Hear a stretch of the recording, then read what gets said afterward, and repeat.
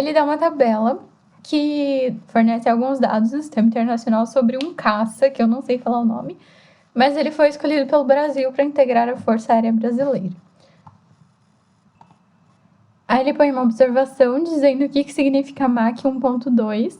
Ele quer dizer que quando ele fala que a velocidade é essa, é 1,2 vezes a velocidade do som, tá?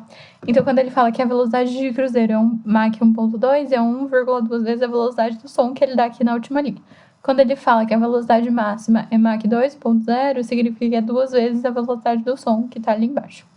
Além disso, ele dá o comprimento do negócio, a massa, a força aceleradora, seria tipo uma força do motor, a distância de pouso, velocidade máxima, velocidade de cruzeiro. Velocidade de cruzeiro é a velocidade que ele tá constante lá, tipo, velocidade máxima seria enquanto ele tá subindo ou acelerando por alguma razão.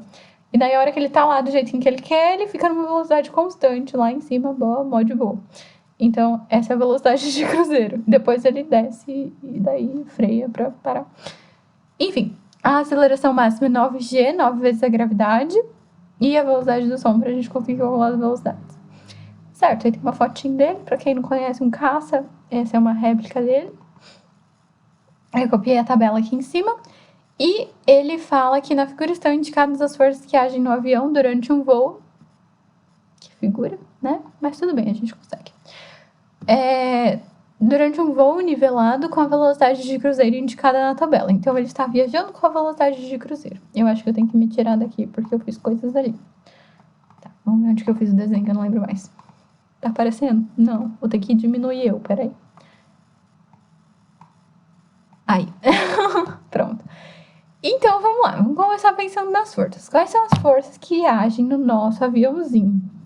A primeira força que age nele, com certeza, é peso para baixo. Além disso, eu preciso de uma força que compense o peso, porque senão ele ia cair, né? Eu preciso de uma força para cima que deixe ele em equilíbrio lá, andando na velocidade de cruzeiro bonitinho. Então, existe uma força para cima, que é chamada força de sustentação do ar. Então, a gente tem uma força para cima. Além disso, a gente tem a força que o motor está fazendo para acelerar, que está empurrando ele para frente, eu vou chamar de força F. Mas, como a gente tem que a velocidade dele de cruzeiro é constante, a gente precisa de alguém que compense. Então, a gente tem uma força de resistência do ar, que é para trás. Então, é como se fosse uma força de atrito, só que não é de atrito, porque não tem superfície de contato. É a força dele com o ar. Então, é aquela força que explica a folha aí caindo, fazendo assim, a hora que a gente solta ela, sabe? Força de resistência do ar. Certo. Aí, ele quer saber o valor da força de sustentação, o valor da aceleração e o valor da constante que vai permitir a gente calcular a força de resistência do ar. Ok, então vamos lá.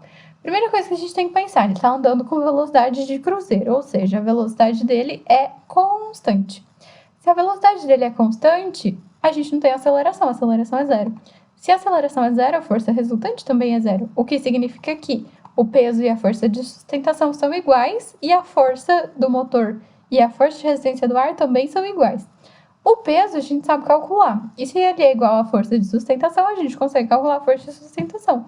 É m vezes g, então é massa vezes gravidade. E a força do motor, que é o 98.000 newtons, é igual à força de resistência do ar. E ele deu pra gente uma fórmula de força de resistência do ar, então a gente também consegue calcular ela. Basicamente, isso é o que a gente vai fazer. Então, vamos lá, vamos começar pela força de sustentação, que é o primeiro. Peso é mg, então eu vou fazer que a força de sustentação é igual ao peso, que é igual a mg. A massa é 16.500, a gravidade é 10, tá aqui. 16.500 vezes 10 dá 165.000, e 1.000 é a mesma coisa que quilo, né? Então, 165 quilonewtons. Essa é a força de sustentação, exatamente o que ele falou. A 2, ele diz que a aceleração do avião é aproximadamente 5,93. Não, né? É zero, gente. A gente acabou de falar que ele tá com velocidade constante. Então, não é 5,93. Por quê? Porque é zero, porque a velocidade é constante.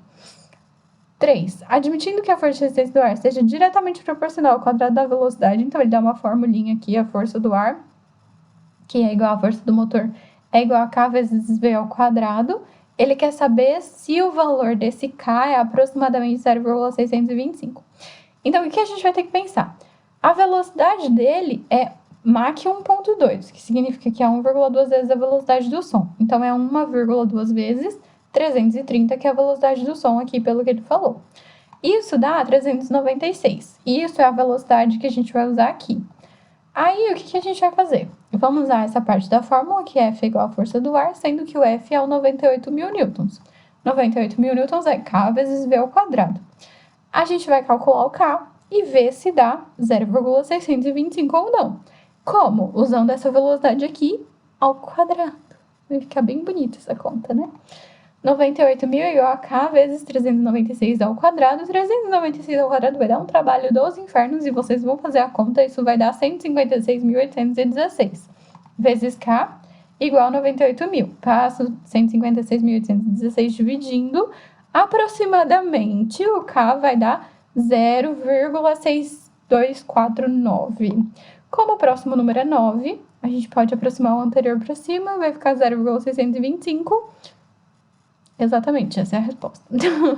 Então, sim, a terceira está certa, portanto, a primeira e a terceira estão certas. Letra C.